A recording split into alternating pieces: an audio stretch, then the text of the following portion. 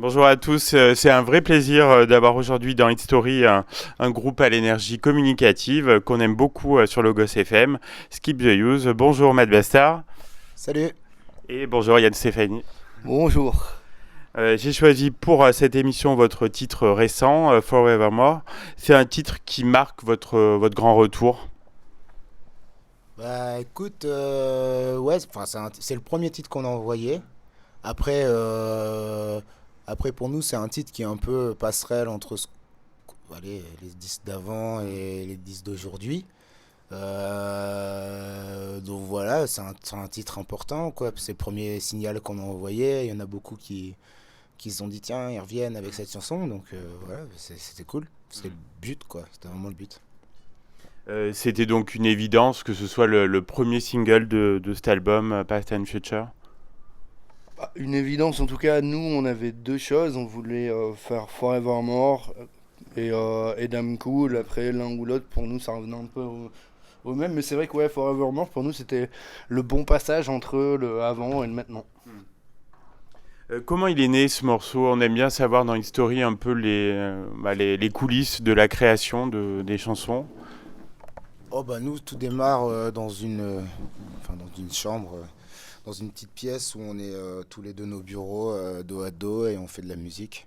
Après on s'échange les fichiers et de ce que tu vois on bosse chez nous on fait des maquettes quoi. Et après on s'échange et après chacun vient travailler dans la maquette de l'autre. Donc cette chanson bah, c'est comme toutes les autres en fait, c'est démarré de la même manière. Et puis quand on l'a faite, c'est une des premières qu'on a faites aussi.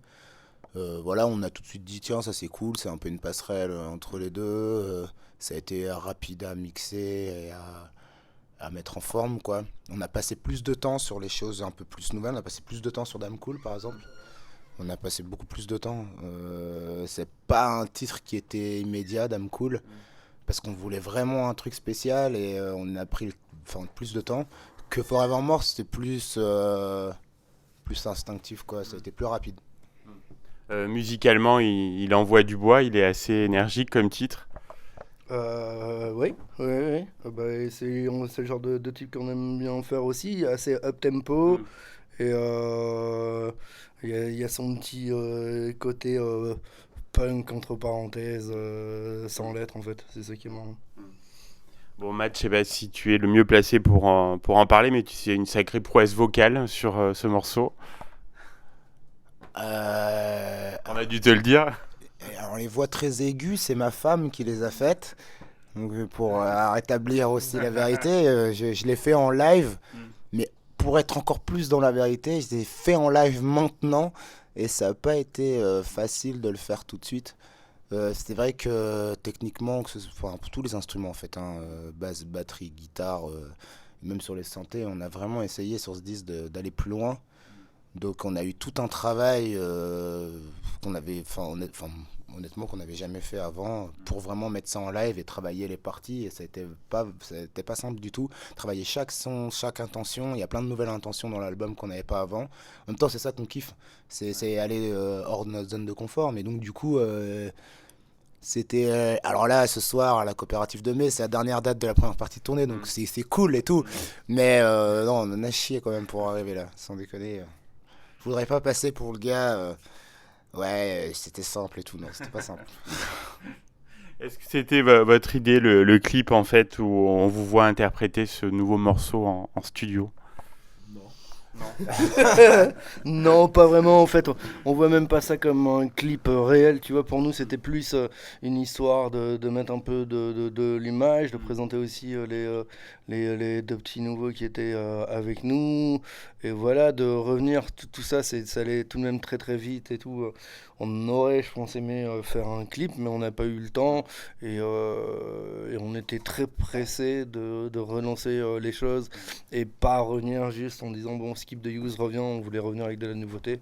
Donc voilà, on a mis un petit clip qu'on a fait au hangar à son, là où on a enregistré en fait.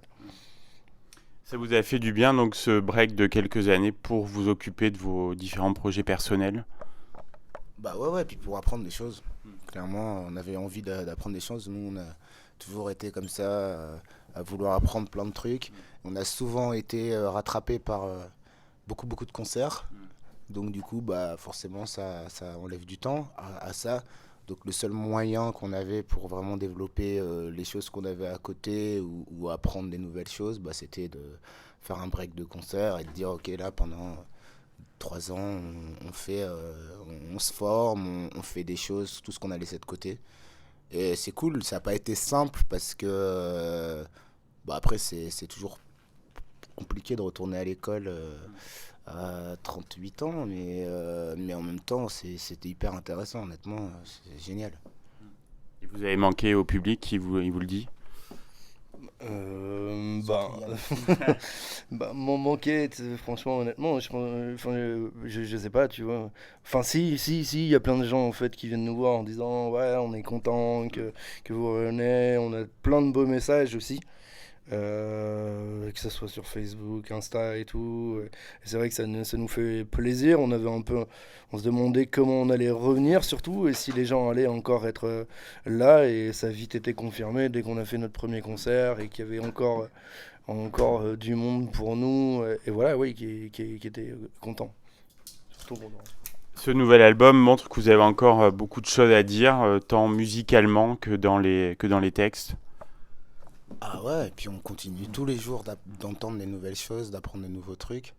On adore écouter de la musique, on est tous les membres du groupe, on a tous cette passion-là de la musique, on aime bien écouter des choses, partager, débattre dessus.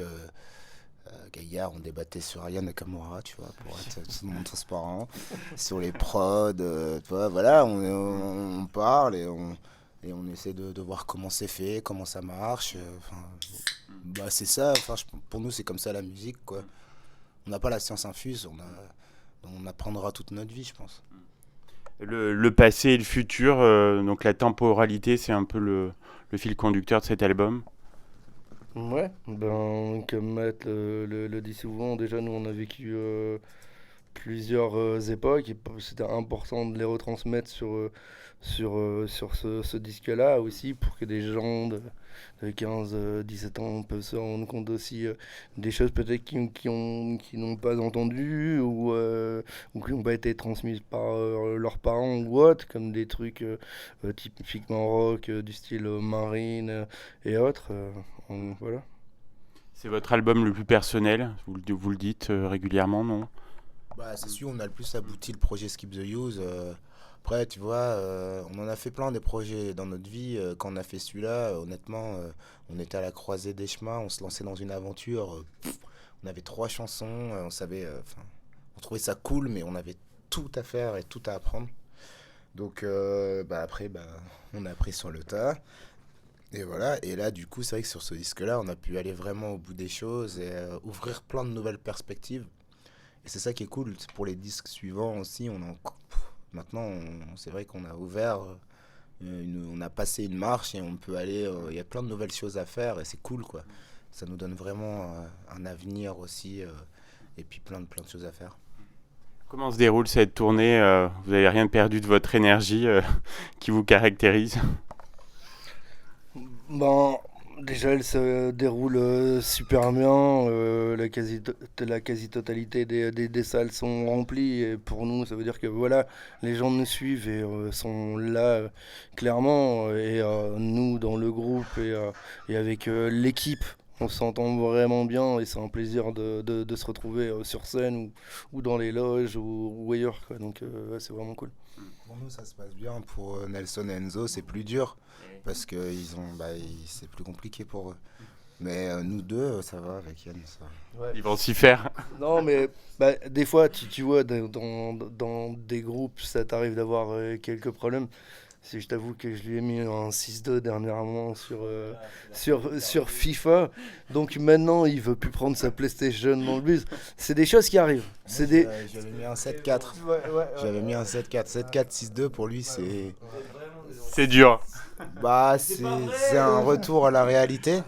C'est un retour à la réalité. Et aujourd'hui, tu sais, c'est triste de voir des gens baisser les bras, en fait. C'est ça qui est triste. Dernière question, qu'est-ce qu'on peut vous souhaiter à part gagner au jeu en 2020? là, on va faire plein de concerts. Là, Les festivals cet été, non? oh, ouais, toute l'année, on va jouer partout. On va essayer de faire quelques pays qu'on n'a pas fait. Voilà, on va essayer, et puis on va travailler sur la suite aussi. On va composer de nouveaux titres, on va les produire. On est dans une bonne dynamique, donc c'est cool. Enfin voilà, on va beaucoup travailler en 2020 et pour revenir avec des nouvelles choses en 2021. Ça serait cool si on y arrivait. Eh bien, un grand merci, Matt et Yann de Skip the Use. On va suivre tout ça donc avec attention. À bientôt. À bientôt. Merci, à bientôt.